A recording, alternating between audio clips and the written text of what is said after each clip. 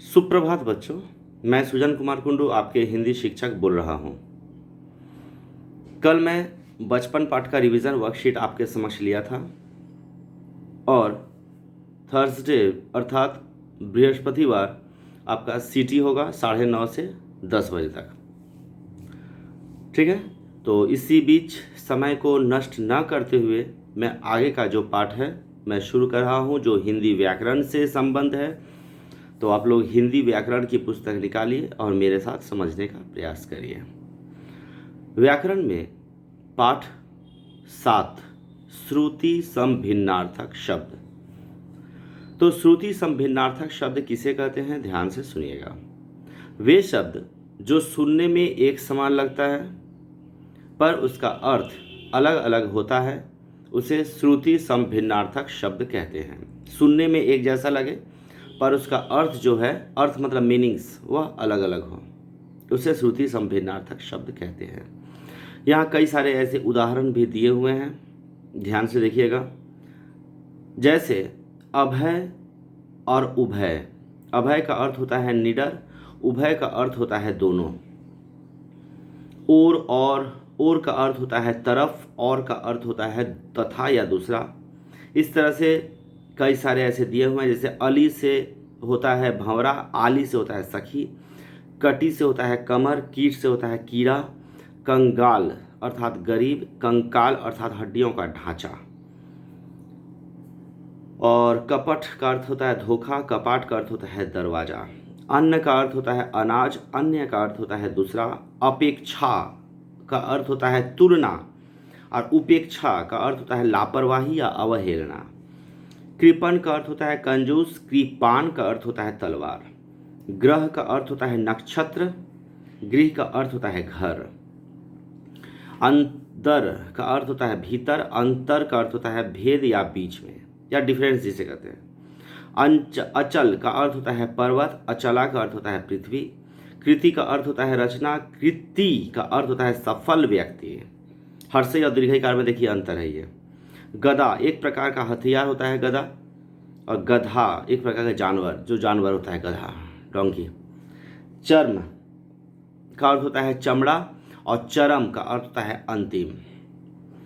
जलज का अर्थ होता है कमल, जलद का अर्थ होता है बादल, तरंग का अर्थ होता है लहर, समुद्र की लहर, ढेउ जाके बोले, और तुरंग का अर्थ होता है घोड़ा।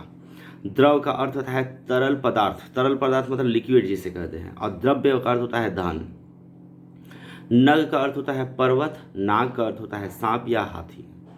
नम्र का अर्थ होता है विनीत, माने रिक्वेस्ट जिसे कहते हैं, और नम्र का अर्थ होता है कोमल, सॉफ्ट। हंस का अर्थ होता है एक पक्षी है, और हंस का अर्थ होता है हंसना। हाल का अर्थ होता है दशा, और हॉल का अर्थ होता है बड़ा कमरा।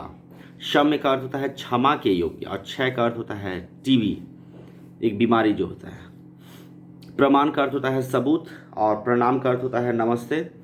पानी का अर्थ होता है हाथ, पानी का अर्थ होता है जल। बालू का अर्थ होता है रेत, भालू का अर्थ होता है रीछ, जो जानवर होता है भालू। ठीक है। बिहार एक राज्य का नाम है, बिहार, विहार मतलब घूमना। छठा का अर्थ होता है सुंदरता, और छठा का अर्थ होता है छठवां, मतलब 6 नंबर जिसे कहते हैं। झूठ का अर्थ होता है अपवित्र, और झूठ का अर्थ होता है असत्य। तप का अर्थ होता है तपस्या, ताप का अर्थ होता है गर्मी। धन का अर्थ होता है दौलत, धान का अर्थ होता है अनाज। नीर का अर्थ होता है पानी, और नीड़ का अर्थ होता है घोंसला। सूची का अर्थ होता है तालिका, और सूची हर्षई और दीर्घईकार में देखिए क्या है। सूची मतलब होता है सुई, जिसे छूछ कहते हैं बंगला में। हिम का अर्थ होता है बर्फ, और हेम का अर्थ होता है सोना। हास का अर्थ होता है हंसी, ह्रास का अर्थ होता है पतन। क्षति का अर्थ होता है हानि, और क्षिति का अर्थ होता है पृथ्वी। पुरुष परुष का अर्थ होता है कठोर, हार्ड जिसे कहते हैं, और पुरुष का अर्थ होता है आदमी, मेल। पढ़ना का अर्थ होता है लेटना, और पढ़ना का अर्थ होता है एक क्रिया।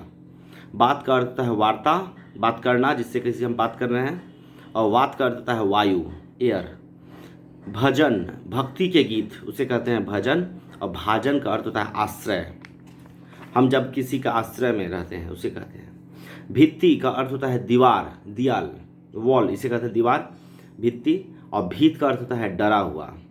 मातृ का अर्थ होता है माता। अब मातृ का अर्थ होता है केवल, ओनली वन, जैसे होता है केवल।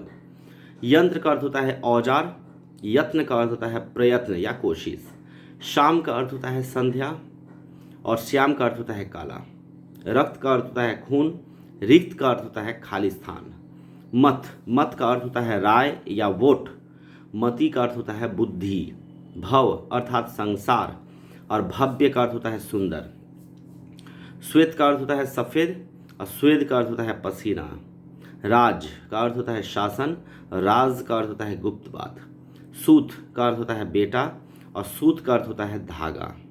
तो ये हुआ आपका श्रुति सम भिन्नार्थक शब्द, जो सुनने में एक जैसा लगता है पर उसका अर्थ जो होता है एकदम अलग अलग हो। यहाँ जितने भी उदाहरण दिया हुआ है 50, सभी 50 उदाहरण आपको याद करना है। सभी 50 उदाहरण जो दिया हुआ है तो आपको वे याद करना है और समझने का प्रयास करना है। ठीक है, ओके, बाय।